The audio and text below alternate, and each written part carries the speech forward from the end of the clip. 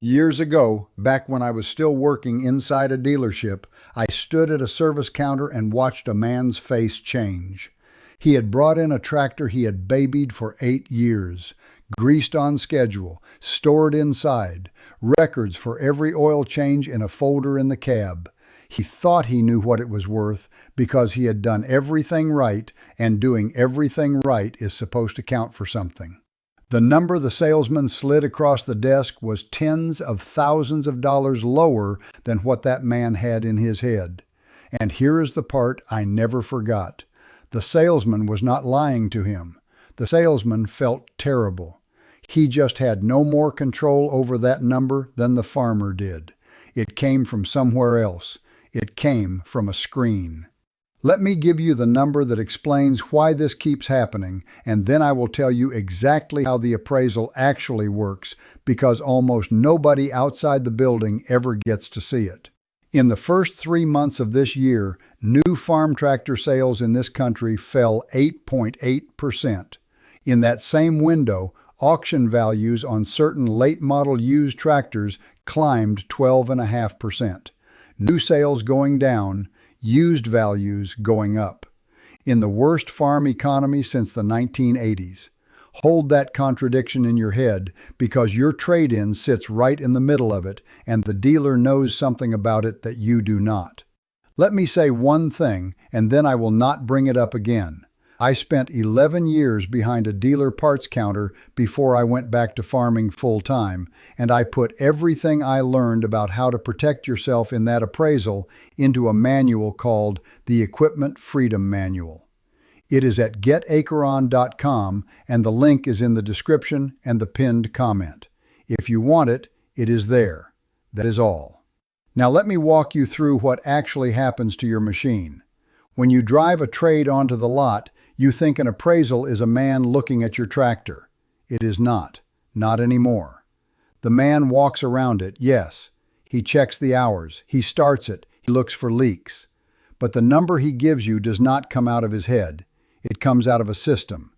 He punches in the model, the hours, the condition grade, and a screen tells him what the ownership group has decided that machine is worth to them today. And that number is built on things that have nothing to do with how well you cared for it. Here is the first thing the system is thinking about that you are not. It is thinking about how long that machine will sit on the lot before it sells and what it costs to hold it there. A dealership does not own most of the iron on its lot outright.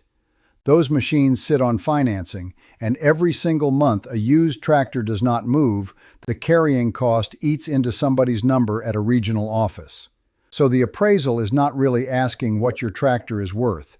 It is asking what your tractor is worth minus the cost of the risk that it sits there for a year. You are paying in that lower number for the dealer's uncertainty about the future. Here is the second thing, and this one has gotten worse in the last few years in a way most farmers have not caught up to. The system knows something about the machine you are trading that it will never say out loud. It knows whether that machine has the software locks. It knows whether the next buyer will be able to fix it in his own shop or whether he will be tied to the dealer for every repair. And here is what the market has done with that knowledge. The machines everybody actually wants right now, the ones bringing the premiums, are the older ones built before the software tightened down. The machines nobody is fighting over are the mid-life units, out of warranty, full of electronics, with real hours on them. So if your trade sits in that middle zone, the appraisal is quietly marking it down for a reason the salesman will never put into words. It is not just wear. It is that the next farmer down the line has the same fear you do about getting locked out, and the system has priced that fear in. You're absorbing, in your trade number, the market's nervousness about the exact thing that made you want to trade in the first place. Now let me show you the number that proves the machine you own might be worth more than the dealer wants you to think. Greg Peterson, the auction analyst most of you know as Machinery Pete, has tracked used equipment sales for more than 36 years. He reports that demand for the pre-emissions machinery, the tractors and combines built before the exhaust systems and the software became mandatory, has ramped up 5 times over the past 18 months. 5 times, not 5%. And values on low-hour used machines came back 13 to 18% compared to the previous spring, while retail asking prices on clean, late-model row crop tractors moved up around 12%. Read that against what a trade-in desk tells you, and the gap gets loud. The auction ring is bidding your machine up. The trade desk is marking it down. Same tractor, 2 completely different numbers, and only one of them is on your side. Let me show you why those 2 numbers can be so far apart, because once you understand it, you can use it. The auction ring and the trade desk are answering 2 completely different questions. The auction is asking what a real buyer, standing in a crowd with his own money, will pay for that machine right now, today. That is a live number set by demand. The trade desk is asking something else entirely. It is asking what that machine is worth to this one dealership sitting on this one lot, financed on this one floor plan with this one regional office watching the carrying cost. The auction number is what the market thinks. The trade number is what one nervous dealer thinks minus his risk. And in a soft farm economy, the dealer's nervousness is high, so the gap between those 2 numbers gets wider, not narrower.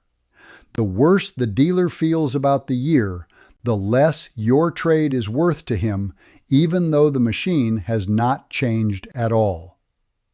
There is a second thing driving the gap, and it is the one that has grown the most in the last few years. The auction crowd is full of farmers who want the older, simpler iron and will pay a premium for it because they can fix it themselves. So at auction, a clean, pre-software machine walks into a room full of people who specifically want what it is. On a dealer's lot, that same machine is just inventory that has to be flipped to whoever walks in. The auction puts your machine in front of the exact buyer who values it most. The trade desk puts it in front of a spreadsheet. That is why the pre-emissions machines in particular can bring numbers at auction that a trade desk would never match. The desk is not built to find the one buyer who wants your specific machine.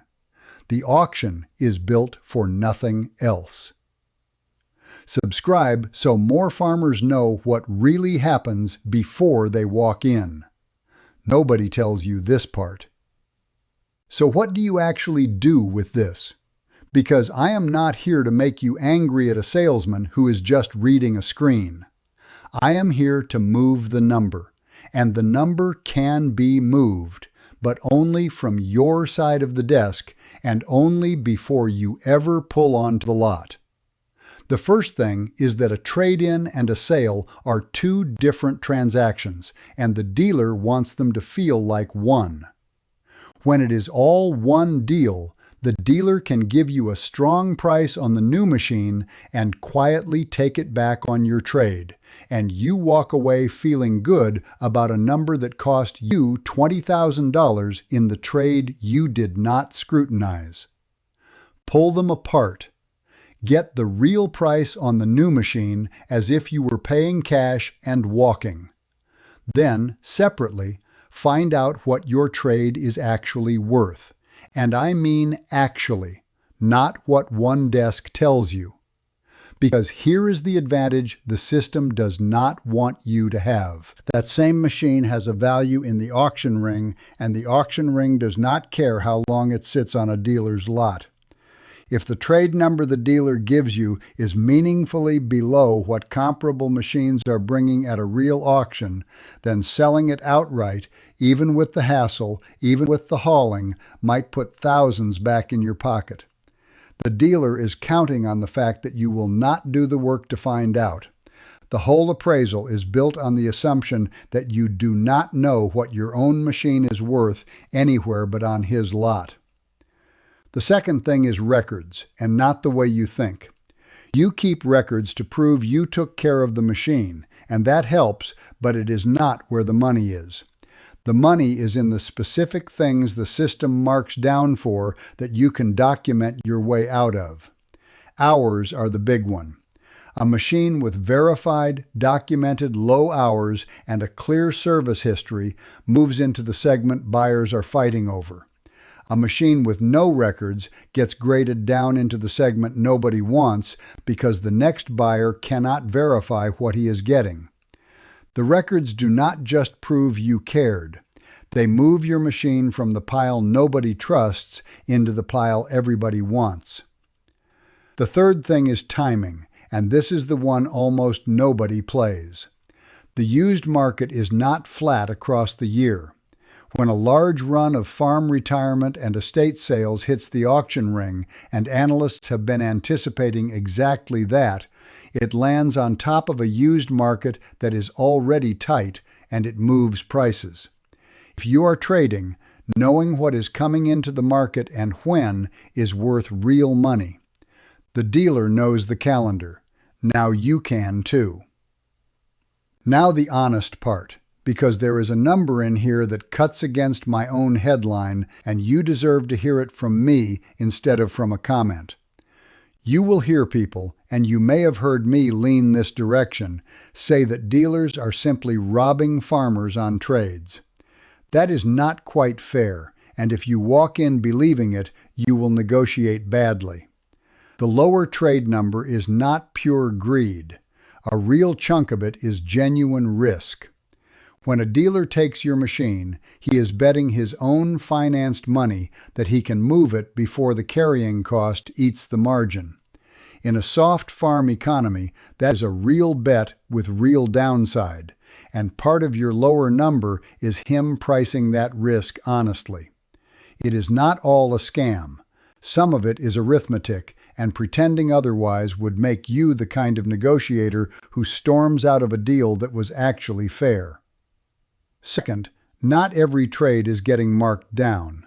The machines in the segments buyers want, the clean, low-hour units and the pre-software iron, are getting strong trade numbers right now, sometimes stronger than farmers expect.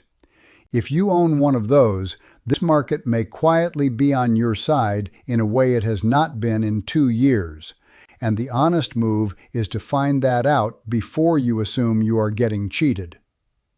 And third, plenty of dealers, including men I worked beside, will fight for you on a trade when they have the room to.